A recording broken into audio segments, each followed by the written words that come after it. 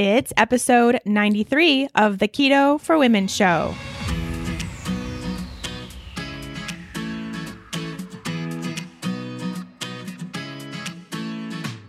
You're listening to the Keto for Women show. This podcast provides the tools you need to create your own expression of a healthy ketogenic lifestyle so you can stop obsessing and start living. I'm your host and nutritionist, Shawn Miner. Now, let's get on with the show. Before we move on with the show, I have a great offer to share with you all coming from our friends over at ButcherBox. As most of you know by now, ButcherBox is the go-to source for the highest quality, best tasting meat sourced from happy, healthy animals. And I think we're all aware by now how important that is. For me, it's the only meat I'll eat because it's the only meat I trust these days. Even the meat at the grocery store nowadays that's labeled grass-fed isn't enough for me because many times that cow was still fed grains to fatten him up and they don't have to put it on the label. Cows are not meant to eat grains ever. This causes them to be really sick. They store toxins in their fat, and then we eat it, and it makes us toxic as well. None of this funny business happens with ButcherBox meat. Their beef is 100% grass-fed, grass-finished. Their pork is heritage breed pork, and their chicken is pasture-raised, which is pretty much impossible to find at a grocery store, yet so important. In order for a chicken to be truly healthy, it needs space to roam and feed off of its natural habitat. This does not happen with mass-produced chicken that most of us are eating today, and that's what's being sold to us. As you can see, I'm super passionate about this topic, the quality of meat I eat and the quality of meat I recommend you eat, and so is ButcherBox. If you haven't already made the switch to better meat and you feel like now is a good time, go to butcherbox.com/KFW and get a really great deal. And of course, for the month of March, ButcherBox has come out with another amazing deal. This month, March 2019, you can get 2 pounds of ground beef in every single box you get from ButcherBox for the rest of your life. I love when they do this offer. Such a good deal. If you're anything like me, you live off of ground beef. And so to have 2 pounds free every single time you order from ButcherBox, that's pretty cool. Plus, they're giving you $20 off just because. $20 off your first order plus free ground beef for life. Head to butcherbox.com/KFW. That's butcherbox.com/KFW this month, the month of March 2019, to get 2 pounds of free ground beef in every single box for your lifetime, plus $20 off. Hey, friends, welcome back. Thanks as always for joining me on this episode of Keto for Women. We are going into our second installment of the Keto Hot Seat episode with the focus on not losing weight while following a keto diet, taking all of your questions. We'll get to those in just a minute. There's some good ones. You're going to love it. Few announcements first. The big one. It's a big announcement. For the first time in my 4+ years of podcasting, almost 2 here on the Keto for Women show, I'm going to take a little break from podcasting for just a few weeks. You won't even know I'm gone, but I think it's going to be a really great thing for my brain and my health, and also for the podcast because it's going to give me some time to plan out and prepare and make sure the next 100 episodes of the Keto for Women show are everything and more. That will be episode 95 through 99, and I'll be back for the special 100th episode of the Keto for Women show.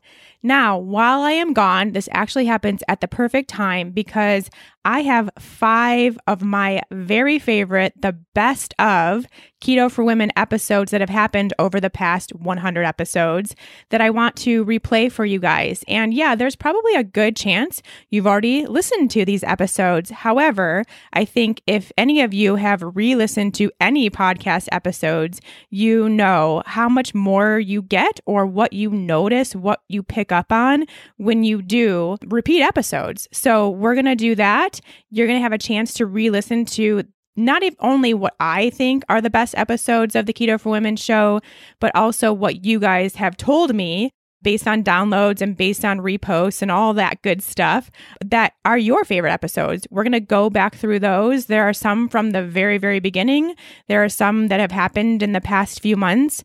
Regardless, I think it will be a great time for you all to go back through and re-listen and reignite what you're doing here as far as being keto, as far as learning a keto lifestyle, learning how to eat intuitively, tapping into your body and your intuition, and learning more about your own health and your health goals and furthering that. So that's coming up. I'll have a few more episodes, of course, today's and then next week's before we get into that. So don't worry, I'll remind you. And then we'll be back for Lucky 100 and have some good stuff for you for the following 100 episodes. And then the only other thing I want to share today is just a reminder. I actually don't know if I've told you this yet or not, but letting you know, I did write a whole blog post about how I managed my keto diet, I guess you'd say my keto lifestyle, while I spent 3 weeks in Hawaii. Did I stay keto or not? You have to read to find out. And more importantly, I really spent a lot of time in this blog post talking about how you truly can have a balance, not just when you're traveling, although I think that comes up a lot in our lives and wondering what to do or how to approach a diet change while we're away from home, but just really in everyday life, how you truly can have a balance and manage it and not go off the rails one way or the other, not stay super strict. You can do it all and you can enjoy yourself and stay focused on your health goals all at the same time, which, spoiler alert, that's what I did while I was in Hawaii. And I want to make sure I was able to share my mentality around that. Plus, if you actually have been to Hawaii or are ever going to go to Hawaii, everywhere that I ate, everywhere that I shopped, all of the snacks I brought along, what I was able to find there, and keto-friendly options for restaurants and all that good stuff there too. So if you're going to Kauai or Maui anytime in the future, check out the post and save it for when you get closer to your vacation, because you'll want to go to the places that I went to. We had some really great food. All right, enough about me. Kristen. Yip yapping over there. As usual. What's up? 3 episodes in, I already get a break, huh? You're really lucky. I know. I'm a really nice boss. This is hard. Hard work. Talking to everybody all day, every day. Or just for an hour. Once a week. Once a month. Once really, a for month, you. yeah. So it is, though. You need a break. Yeah, that's great. That's Keep good. those vocal cords in check while we're gone. Well, I will keep them primed, but you know me, I support getting organized and planning. Yes, you are very much a planner. Tell me, are you recovered from our Expo West adventure? Oh my gosh. No, I don't think I am fully yet. I got so sick. Yes. And I'm just now, I think today is the first day where I'm not hacking my brains out. Yeah, if we would have recorded this yesterday, it would have been a snot fest. Yeah, nasally to the max. Yeah, that was quite an adventure, and it really took a toll on our bodies, I think, between having to travel so much and doing so much in one day and being in a really gross Airbnb for a night. That was horrific. But yeah, I mean, we did something that normally takes people probably 3 full days. We did in 1. So it was a long day. If you don't remember or haven't checked it out yet, Expo West is the largest natural products trade show ever of all time. And there are multiple convention floors, multiple buildings. Everybody who's anybody is there. If you have a natural products, or even if you don't and you just want to say you do, you're also there. And so we covered 8.3 miles of indoor convention center booths in one day. It was rough. And we didn't even have comfy clothes on. We made footwear mistakes. We did. I think. Things to learn for next year at Expo West. We did want to take a little bit of time here at the beginning of this episode to just talk about what we found, because we know all of you are super into healthy products and finding some really good convenience foods that you can actually trust and enjoy and know they're not actually harming your health in the process. And that's really the reason why we went, because not only are we looking for that as consumers ourselves, but also because I want to help you find that stuff too, and to help you make the best decisions out there and know what's out there and what to stay away from. And really, I think that was kind of the biggest takeaway for both of us, is how much out there we need to stay away from. Yeah, it's really sad, but it's also really exciting. So many new cool products coming out that are doing things the right way. Yeah, you just have to kind of know how to sift through that. And it's all about reading the labels. And of course, as Keto for Womeners, we already know that. We already do that.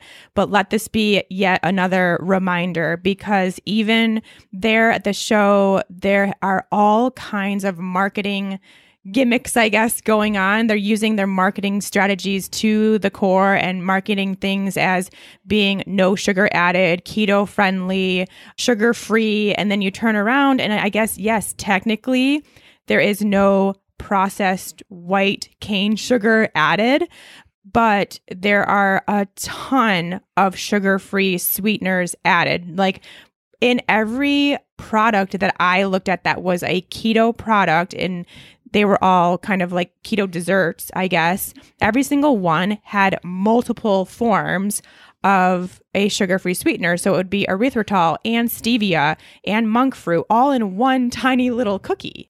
It was a learning experience for me to learn more about the food scientists who concoct all these things. And they're basically hacking the nutrition label to look a certain way to fit into a certain macro or a diet or whatever. And yeah, they're using these lab-based, sugar alcohols or sugar-free sweeteners to make something appear as though it is sugar-free. And I guess technically it is, but they taste so sweet. Yeah, like disgustingly sweet. And just a reminder, as we all know, and you know how I feel about this, but regardless of how many grams of sugar a keto or non-keto dessert has, it's still a dessert. And the same thing happened when paleo was popular. It's like then everybody started making all these paleo treats and having a paleo brownie or a paleo cookie every day. And that means you're still having a dessert every single day. And is that something that you would do if you were actually trying to gain health and working on your health? You wouldn't have a dessert every single day. And just because there aren't actual sugar grams on the label, that doesn't mean that your body knows that. Yeah, I think we'll start to see in the coming years the difference between like a physiological response, like a blood sugar response versus a brain response to sweetness, and right, what that's doing to our brains and bodies. So yeah, that's another thing that I find very interesting, and that I'm not saying whether you should or shouldn't eat these products. I'm just providing information. And I think one thing we all have to remember too is there are no long-term studies on these products. There's no way to know what these products that are made in a lab or by doing tons and tons and tons of processing to corn or whatever it may be. There's no way to know what this is going to do to our bodies and our health in 5, 10, 20 years, because there's nothing to show that it's safe or that it's not safe. So that's something where I always get a little bit hesitant, is I don't really want to put things in my body that I don't know what's going to happen down the road. Yeah. Any other notable trends? I think the biggest thing, and that's what I said to you, was I don't think this expo would even be in existence if nuts weren't involved. If we didn't eat nuts, or if nuts were suddenly found to be terrible for us, there would be no Expo West. It was the vast, vast, vast majority of products were, nut-based desserts, granolas, snack mixes, milks, just like everything. I have to say, us North Americans, we love our crunchy snacks. Yes. Every other booth was some sort of a crunchy snack. And there were a lot of really delicious ones. There were some really great grain-free granolas that I hadn't seen before and got to try those. A little bit higher in sugar than we would probably normally have, but a decent treat. Even creamers, everything was nut-based. And I really like that. I don't eat nuts a whole lot because of, kind of overconsumption makes my digestion unhappy when it comes to nuts. And that's something I've realized within the past few years. But it's nice to have those options and to see the move away from dairy products and, sugar-laden products and things like that. So I thought that was really cool. What did you find interesting? Oh, as we suspected, CBD galore. CBD drinks, CBD infused into snack bars and brownies, everything under the sun. I mean, it is really cool. And there is so much research coming out about the benefits of using CBD and even just anecdotal stories of things just being cured by using CBD. So I do think that there is a reason for it. But of course, as with everything, it becomes this trend and it starts really taking off and you can't go 2 feet without seeing it. But it's cool. And I think it has some good merit. And I personally really like the idea of using it to better your health. So it's something I would like to explore more for myself and to find some brands that I trust to help the listeners too. Yeah. I definitely noticed a lot more innovation on the plant-based front. There's definitely a move away from the word vegan and very much to this more plant-based product. And then soy-free has become a thing label-wise. It was like fat-free in the 90s and then gluten-free became the thing. And now you're starting to see a lot of products labeling soy-free. There's such a hatred towards soy, especially in the plant-based community. So yeah, and I feel like that's pretty new. That was not even the case, I'd say, a year ago that I'd agree. Vegan companies were focusing on soy-free. So that's really interesting and I think a really cool move in the plant-based world to at least get away from eating all the soy. That's going to help the case. Yeah, I mean, they're shifting, it seems, towards pea protein, which comes with its own set of problems. It's a pretty bitter substance. So then I found that they're having to sweeten things to try to mask the gritty, bitter taste of pea protein. But what else? I'd say gluten-free still reigns supreme. It was really actually quite strange to see a bread booth or a pasta booth there. Almost everything was gluten-free. Nut butters, everything nut butter. Tons of nut butters. Everything nut butters. Actually, giving you a little bit of a clue in as to what we're doing, there will be an almond butter taste test. We're having a taste off, Kristen and I, and we're going to post a blog post about it. So that will be coming up because there are so many out there nowadays. You can't even decide which one to go with. So we're going to give our 2 cents, base a whole lineup of nut butters, I guess almond butters out there and see which one we like. Can they really be that different? We'll find out. I know. I don't know. I kind of think they can be actually. Lots of cold brews and coffees. I think that's a trend too. My favorite thing, this saved my butt because I was coming down with a horrible cold, of course, the day we got there. But these unsweetened functional drink shots. There were tons of these things and most of them were ginger based. So they're like these little teeny bottles and they each have some sort of a function: focus, immunity, calm, energy. Yeah. So they had different types of ingredients in them. They were all super clean, very fresh, cold pressed. And every other booth that I got to, I'd take a shot of one of their immunity ones. Yeah. And they were really strong, but they didn't taste bad. It was definitely very gingery, very spicy, but it was good. It tasted good. Tasted like it was helping your body. Yeah. And I felt a difference. I felt refreshed and more awake because, inside of a room for however many hours and you don't get fresh air or sunlight and you start to get really tired and drowsy. And every time I took one of those things, I felt wide awake and peppy. Yeah, it was definitely the year of wellness drinks, I would say. But anyway, what we want to share with you all, like I said, is just to read your labels. Just because something is said to be gluten-free or sugar-free, grain-free, doesn't mean it's still something that you should consume. There are so many ingredients that are very vague. There very much is a gray area in this ingredient list, I would say. And Kristen even called some people out and asked why they were using these random gums or powders. What was it? Maltodextrin. Yeah, why they were using that. And they had some sort of vague answer. So you don't have to consume that stuff. There is a way around it. One brand that we know that is still doing it right is Epic. We talked to them. They have some really good new products coming out, I believe in the spring or summer. Look for those. There's a morning breakfast bar, some different flavors of pork rinds that were really good. So that was one that really stood out as still doing it right. Just read those labels and you'll be able to find in those brands that are maintaining their black and white status and not verging into this gray area ingredient list. They're out there. You just got to make sure to keep looking.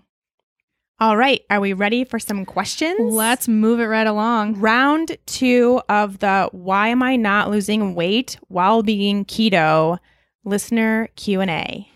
Let's jump in. Man, so many good questions. All right. So first up, we have Ani. I gained weight on keto and then had my genes tested. Turns out I have all the fat genes. Don't tolerate saturated fats, absorb more fat from food than the average person, etc. But also am predisposed to diabetes and obesity. The recommendation was to eat a low glycemic index, low-fat Mediterranean diet. But I loved how I felt when I was in ketosis.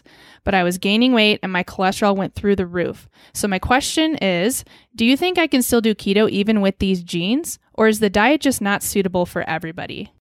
I did a podcast episode about this not too long ago, and these genes, the APOE genes, go back and listen to that. It will give you more details about what it actually means. I'll make sure to link to that episode in the show notes. But what I want to address here is the diet just not suitable for everybody. And for me, the answer is vague. It could be, it could not be. And of course, you all know that I think the keto diet is great for many, many, many people, even as just a jump start into eating a real food diet and learning more about what a healthy lifestyle looks like for you.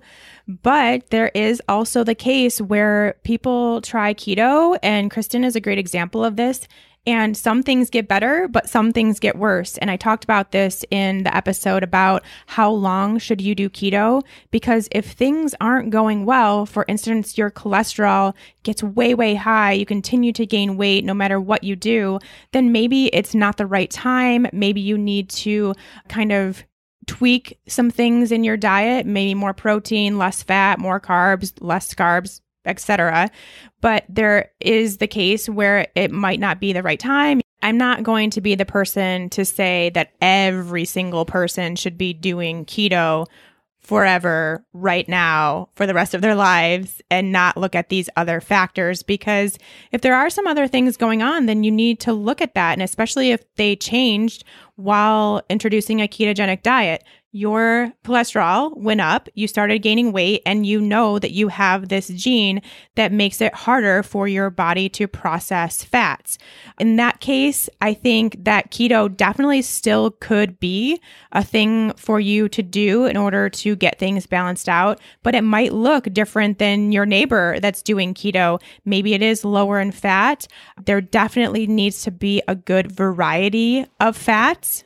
That is by far my biggest recommendation for those that have these genes, is to make sure you're getting a good variety of fats. They cannot all come from saturated fats like butter, coconut oil, bacon, heavy whipping cream. You've got to get in the avocados, the avocado oil, the olives, the olive oil, the nuts and seeds and nut butters.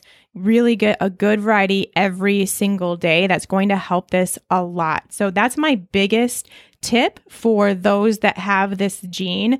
No, it does not need to be a Mediterranean, low fat, low carb, low everything diet, but you may need to go lower in fat than you currently are. You have to tweak it, and you really should be keeping an eye on your cholesterol, getting that tested once every 3 months, I would say, to make sure it's heading in the right direction as you tweak. And if you're continuing to tweak and continuing to monitor and things don't improve, then maybe that's a sign that, yeah, you do need to take a break from keto, just move to a real food diet and go from there, see how that goes, and then you can kind of reevaluate in the future. Sounds good. Sounds great. All right, next up, Francis. Hello, Sean. Really enjoy your way of handling keto. I am 50 years old and I suppose dealing with hormonal change. I began my keto journey in October and only lost 2 pounds. Blood test is between 0.4 and 2.5. Work out almost every day. I decided to cut my macros with the app Carb Manager. My energy is great. I work out only with electrolytes except once a week, which I bike ride for 100 or more kilometers. I don't know what I'm doing wrong. I don't know if my body is healing something, but I thought I was healthy before beginning. Everybody you know is losing some sort of weight. Should I do something different? I eat vegetables and good fat. Try to stay away from fried food. I think she's doing a great job. Really, it sounds kind of amazing. I mean, honestly, just looking at this, I would say you may want to go back to my episode, Are You Ketoing Too Hard? And look at that, because you might be just kind of overthinking all of this and just it's causing some stress. It's causing you to think a little bit more about your food and your carbs and your this and your that a little too much and not focusing on how much you can and should be enjoying life. So that's just a side note. But one thing that I do see is that you're 50 years old and you think you're dealing with a hormonal change, which you most likely are. You're going through the change of menopause. I'm assuming that since you're assuming you have a hormonal change, you've experienced some maybe lack of periods or changes in your periods, that kind of thing, which would be the clue when you're 50 years old that something's going on.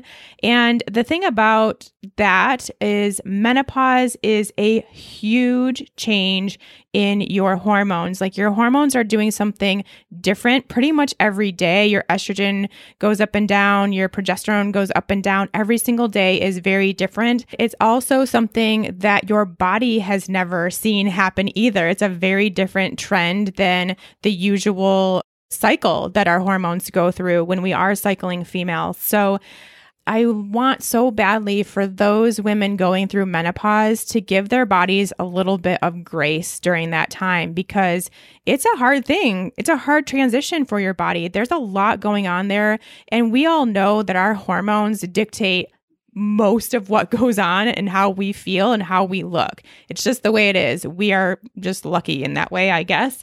And so I just want you to experience that grace and flexibility and patience with your own body to let your body figure out the hormone situation.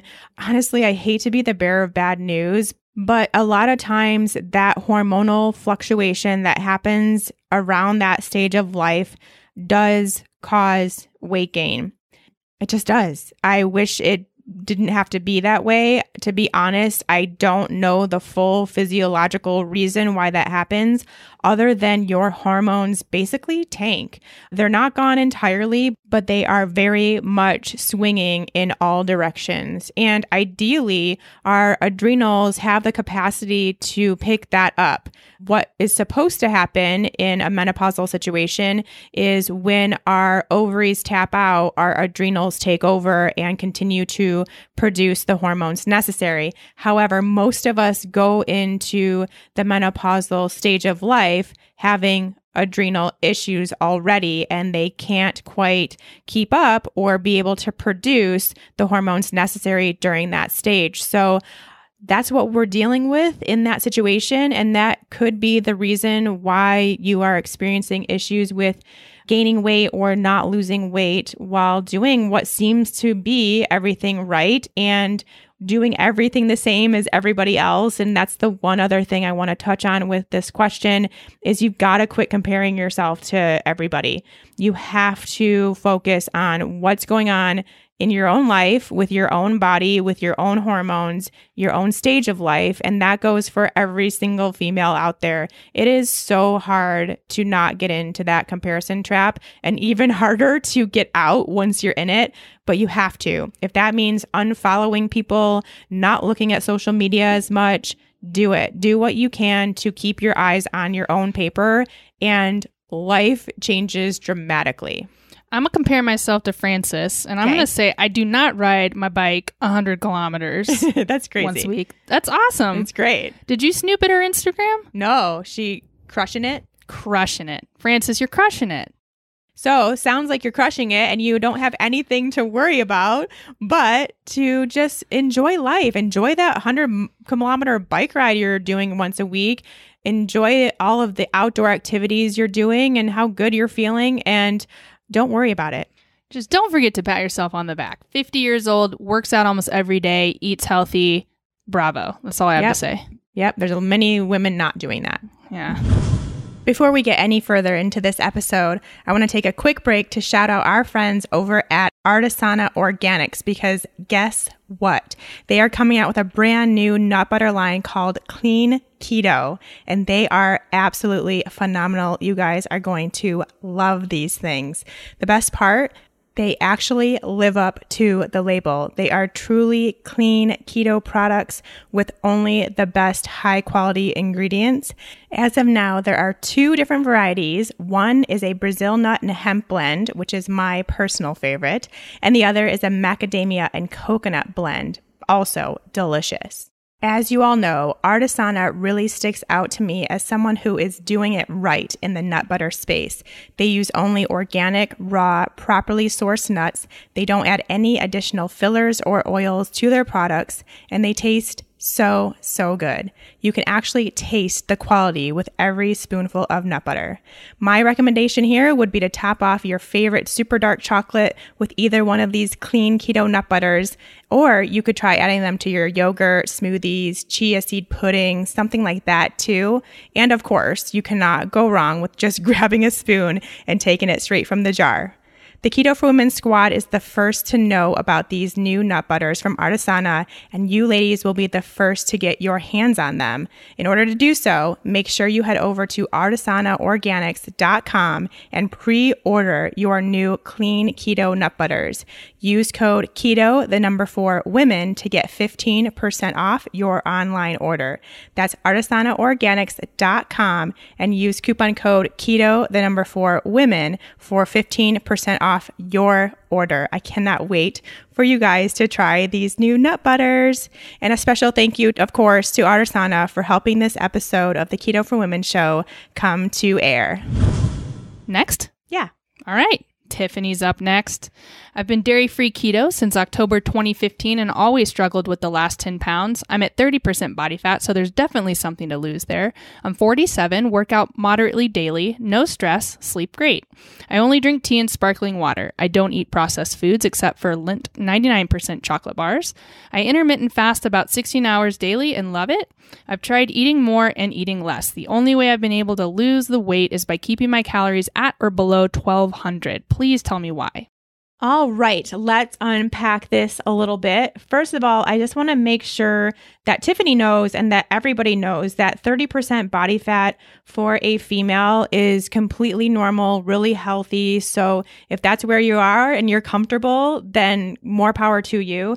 It sounds like Tiffany is not, and she wants to change that. And she also wants to lose the last 10 pounds to get to a more comfortable, more ideal body composition for her. What I would suggest is, instead of focusing on those last 10 pounds, focus on that body fat percentage, because when you are losing 10 pounds, there's a really good chance that you're going to stay at 30% body fat or really, really close to that.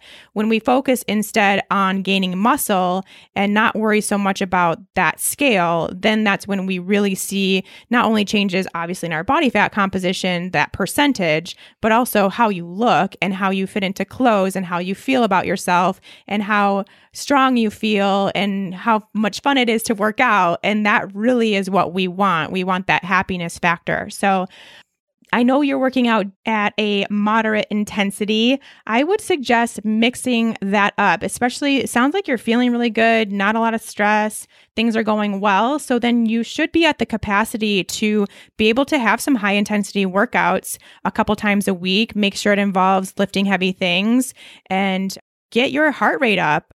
really challenge yourself. Get to like an 8 or 9 on a scale of 1 to 10, where 10 being the most intensity, like you feel like you're going to pass out or like not be able to lift that thing. Get to an 8 or a 9 a few times a week. There's nothing wrong with that. If your adrenals are primed to handle that and your health status is cool with that, then go for it. That will be the thing that improves that 30% body fat. And you probably won't even care about those 10 pounds at that point, because you're going to feel so good and strong and notice those changes in your body. But that could potentially happen too. The other thing I want to mention here is the no stress situation, because I don't know, Kristen, do you know anybody that has no stress? My cat? Your cat really does not have any stress. That is correct. But human beings? That, no, I don't know a human being that doesn't have, and even my grandmother is stressed about stuff. Yeah, it's true. And so I just want to point that out, not because I think she's lying or anything like that, but it's more so because even though we don't think we have stress, it doesn't mean we don't have stress or that our body thinks we are not stressed.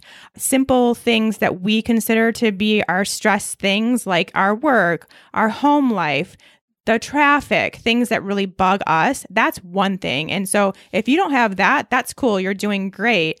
But there are lots of other things that our bodies perceive as stress and that will cause an adrenal response that we don't even think of. Even just the fact that she wants to lose 10 pounds and it's not happening is stressful. Yeah, totally. I actually just read an article this morning that computer screens or blue light stuff actually causes a stress response in the body. Right, exactly. So it's just like being at work, staring at our computers all day. Our bodies are on high alert. And I just did an episode all about EMFs and how stressful that is on the body. So it doesn't necessarily have to do with the things that you can consider as stress. You've got to think of the whole picture. So that's the only other thing that I would say to anyone. If you think everything is going right, you're doing everything right, your diet is perfect, your workouts are perfect, your life is perfect, I would still challenge you to find out more, to really make sure that that stress response isn't taking a toll on your body, because that really is one of the biggest reasons I see that women continue to hold on to extra weight or extra body fat is this cortisol response and subsequent hormonal imbalances that happen down the line from that adrenal response. So if you really, really are concerned and you want to try to get to the bottom of this, get that tested, see what's going on with your adrenals and see what's going on with your hormones, and you'll have a lot more information to work on. Yeah, fun stuff. All right, shall we? Let's move on. Okay, cool. Next, we have Ashley. Hi, Sean. Love being inspired by your podcast weekly. I started my new lifestyle with keto this past November. Within the first 2 weeks, I lost 10 pounds, then plateaued for 2 months. Then this past month, lost another 3 to 4 pounds. I've tried to cut some of the dairy out of my diet because it doesn't seem to agree with me. But other than that, I don't test. I eat intuitively and I feel wonderful. I have IBS and my gut has never felt so great. I'm not sure why I've plateaued again on the weight loss. I've recently started working out 3 times a week, get my carbs from veggies only and the occasional sweet potato. I try not focusing so much on the weight loss since I'm feeling great, but of course, I'd love to keep slimming down. Any suggestions? Thanks for all your positivity. And we actually had a follow-up. Someone else said, oh, great question. I'm in the exact same place. So I knew I had to do the 2-for-1 here. First thing, before we get into this question, Kristen and I were chatting before we hit record, and I want to talk about this, is what does it actually mean when they plateau? Like everyone's saying they plateau. What qualifies a plateau in your mind might be different than what qualifies a plateau in our minds. I mean, I would say months would be considered a plateau, like 3 to 6 months. If you're stuck in the same weight, doing everything, mixing up what you need to mix up, tweaking what you need to tweak, and things aren't changing, I would maybe consider that a plateau. Do you agree? Yeah, I mean, so Ashley mentioned she plateaued for about 2 months. We got a lot of questions about plateaus, and I do really think for some people it's like, I haven't lost any weight in 2 to 3 weeks or something like that, and it's like I don't consider that a plateau. I'd say months. of like stagnation. Yes. When you're doing everything quote unquote right or putting in the effort or whatnot. Yeah. And for Ashley to consider the 2 months a plateau, I don't really consider that a plateau. I consider that normal, healthy weight loss. It is never going to be a daily or even weekly loss when you're doing it the right way, the healthy way for your body. There are always going to be times where you stay the same. There are going to be times of weight loss. It's never a straight line down ever. So the 2 months is just your body recalibrating itself, making sure everything is going well, making sure it stays safe. Remember, the main goal of your body is to keep you safe. So it really wants to make sure that everything that's going on, this weight loss that's happening, is from a safe place. That's how I consider plateaus. You know, if it gets to be months and months, then yeah, there's some tweaking that needs to be done. Well, we've talked about this before, but context matters, and it really depends on each individual person and their history, their diet history, their health history. If they're coming off of years and years of standard American diet, they have a host of health problems they're trying to work through, then I would suspect it would take months and months and months to perhaps get out of a quote unquote plateau. The first making a major change, you're going to have the inflammation flush and getting out a lot of that bloat. But then from there on out, it's really your body's repairing at that point. And then once it gets to a healthy, safe place, it will then feel okay enough and safe enough to start shedding some body fat. Yeah, even another way that you can consider these quote unquote plateaus is just kind of having another rung on the ladder balance itself out. So say we have 4 or 5 things that we're working on that are maybe out of balance with our health or what we have done in the past, our metabolism, things like that. And as things fall into place and heal themselves, you get to kind of tick off another checkbox, which means your body sheds a little more, and then it's going to work on something else, and then it's going to shed a little more, it's going to work on something else. So that's how I want people to think about plateaus. It doesn't mean you're doing anything wrong. It doesn't mean you need to tweak that many more things. It just means you need to be patient and let your body continue to do what it's already doing for you. And in the case with this question, there's so much going on that is really, really great stuff. And you're doing a lot of the things that you do need to do to heal. It's just going to take some time. You feel great. And of course, you all know I'm going to say, just focus on that. Focus on how good you feel. You have so much going for you right now. And that is only going to help the situation if you can kind of take a step back from this question of the plateaus and just really celebrate how good you're feeling. Of course, I will still give you some things to think about because that's my job here when you ask me a question. My first thing will always be, how did you approach keto when you did lose those initial pounds? If it was through restriction and calorie control, then it may be kind of backfiring at that point. And I don't say this necessarily for Ashley, just for anybody who started out keto in a very restrictive place. Your metabolism will eventually rebound, and that is often the case for the losing initially and then either plateauing or gaining it back. So keep that in mind. The next thing, you have cut out some dairy, but not all. And if you listened to my episode last week, you may now be inclined to cut out all, at least for a while, and see how you do with that. Another tip would be focusing on muscle gain, again, same as the question from before. Instead of just, moving your body is great, of course, but if you're in a plateau and you really want to see things change, mix up your workouts, make sure you're lifting heavy things, challenge your body, get to that intensity level if you feel up for it, and see how you do with that. You had IBS and came from a past of having gut issues, and yay for keto helping with that. That's one of the coolest things about keto, helping women with their gut health issues. But look deeper into that, because that could be stalling your progress as far as completely healing your body. IBS is a very broad term that can mean any number of things going on with your gut. But looking into that deeper, if that continues, or if you want to truly get to the bottom of your plateaus or your inability to feel totally 100% amazing, could definitely still be some gut health issues going on there with the IBS in the past. And the last thing is just to be patient. And like I said, really focus on how good you're feeling. Give the need or the desire to lose weight just a little bit of a rest, not forever. I'm not going to tell you that it's not okay to want to lose weight, but just give it a break for a little bit and celebrate how far you've come, how good you feel, everything that's going right. And then you can look to the future to acknowledge the weight loss then. Let's move on to Ati. I hope I'm saying that right. Ati. I am 60 years old. I've been on keto since October 2018 and have only lost 15 pounds. My blood test results show I have prediabetes, high cholesterol at 256, high LDL at 156, and A1C at 6.1. My weight loss was just on the first month of my keto diet. I'm very nervous to be pre-diabetic. What do you suggest to break my plateau? Is a keto diet suitable to cure my prediabetes?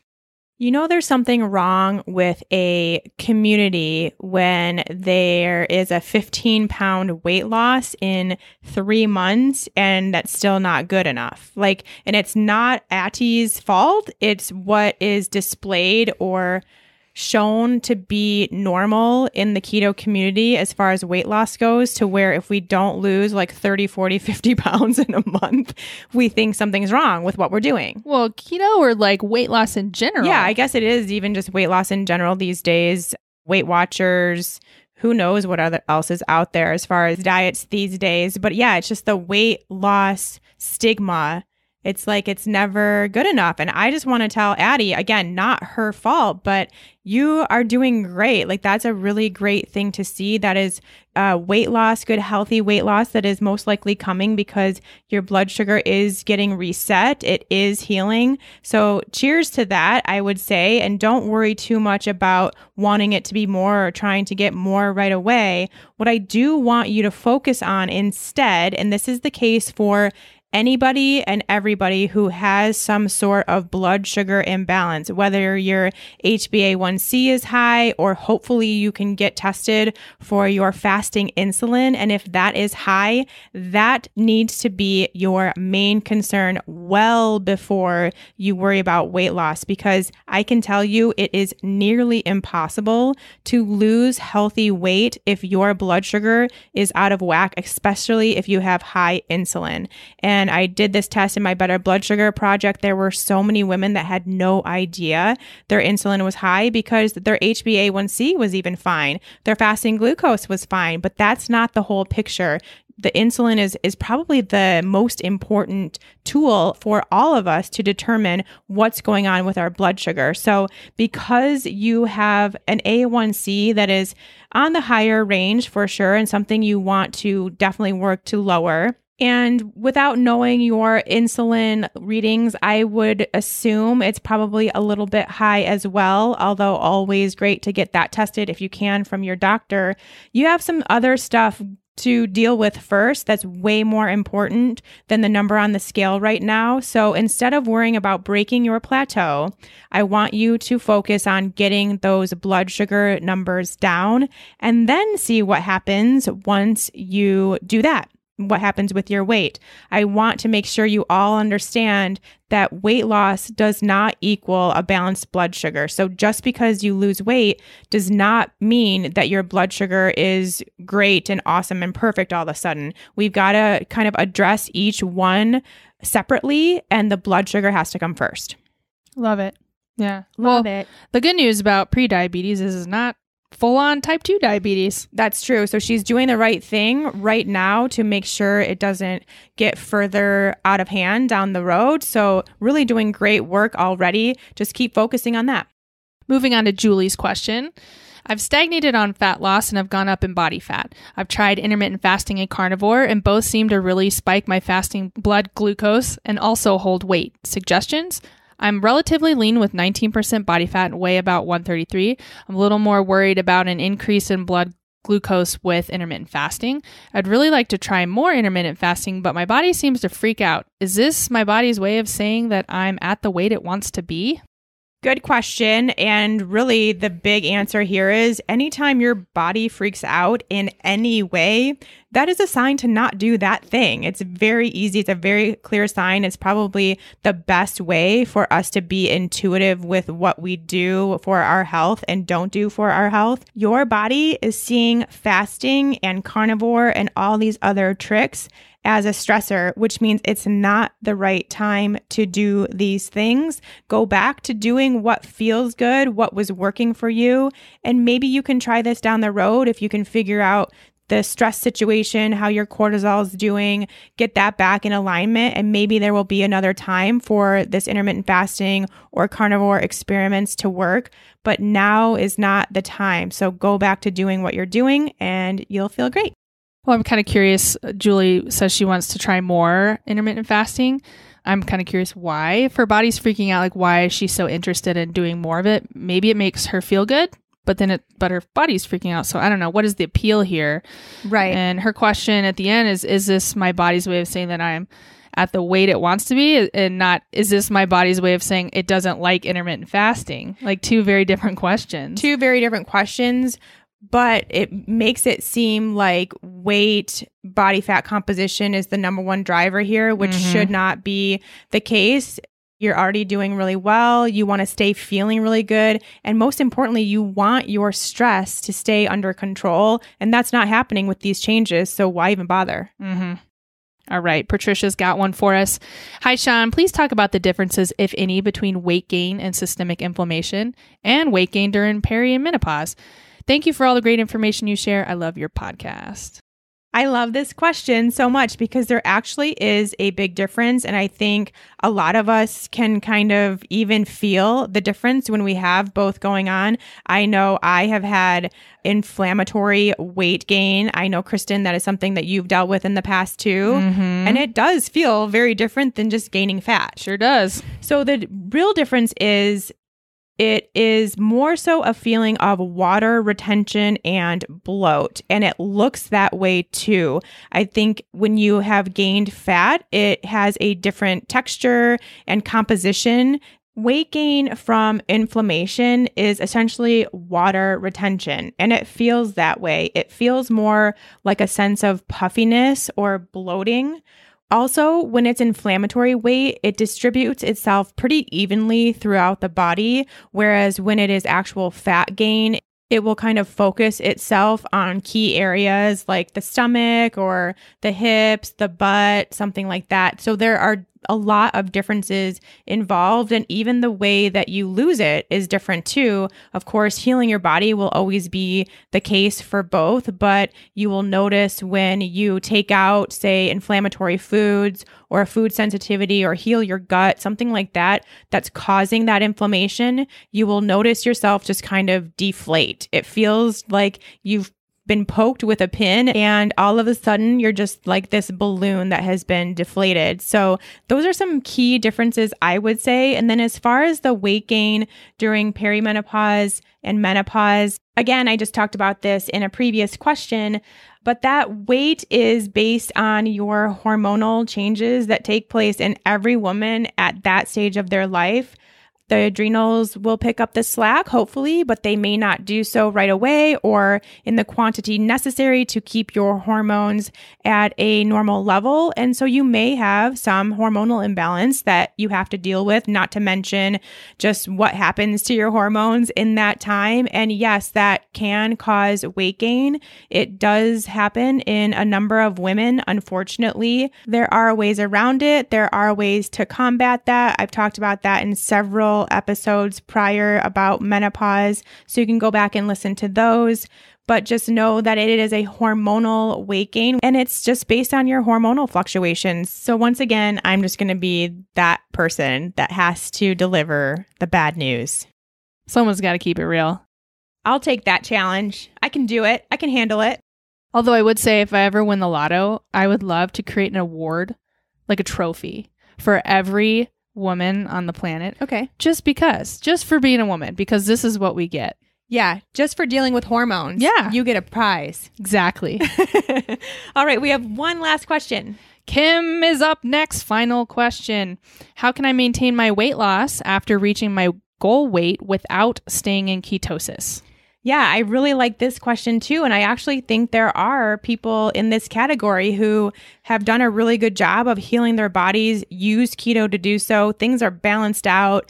They've lost weight. They feel really good. They have fit into the clothes they want to fit into. So now what? And no, you don't have to remain keto, although of course you can if you want to. But what you do need to do is take everything you just learned, which hopefully you did approach keto in this way that is very nourishing to the body, that you've really learned to use your intuition and tap into that to determine what foods do and don't work for you in what quantities and all that good stuff. And then the cool part is that it becomes really easy to just eat intuitively. Make sure you focus on eating real foods, eat a lot of the foods that work really well for your body, keep the ones that don't work that well for your body at a minimum, and go about life and enjoy life and just continue to feel good. It's so easy. Like, it can be so easy. And I think that's the problem, is that we have, again, this diet culture where it's like we work so hard to get to a place and then we get scared when we're actually there. It's like, oh gosh, now what do I do? I was like, what's that saying? It's simple, but it's not easy. Right. Yeah. Yes, exactly. Yeah. But it can be easy if you do take that simple approach. It will get easier and easier. It will become more and more like a habit to just use that intuitive sense. The only other thing I'll add to this is, yes, we're talking about food in this particular case, but if you truly want to maintain where you are at, not only with your current weight, but with your health status, which in my opinion is way more important, because now we all know that as soon as something goes awry with our health, our weight starts going crazy too. I think we've all kind of been there, or at least now know based on the stories we've heard. So keep your health in check too. Continue to monitor your health status, get your labs checked.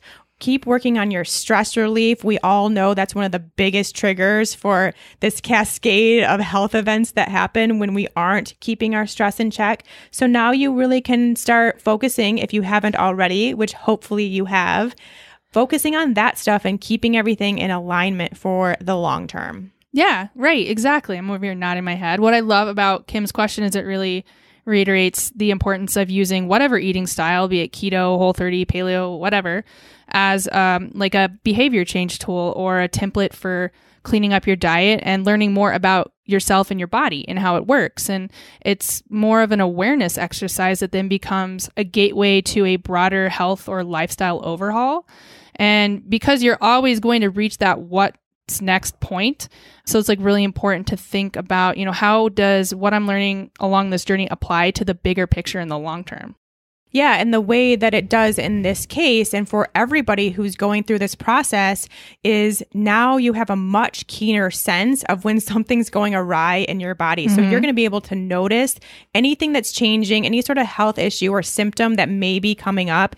You're going to be able to notice that much quicker and squash it that much quicker, so it doesn't become a further issue, a further problem. You don't have to go on another crazy diet in order to get it back in check. Now you're just kind of living life. You're not really following any sort of eating plan, but the one that works for you, which is like the coolest thing ever. And that's now where both Kristen and myself are now at. And it's pretty nice on this side. It's really great. It feels good. You don't have to worry about anything but eating what works best for your body and continuing to stay as healthy and happy as possible. Yeah, love it. It's so fun. Yeah.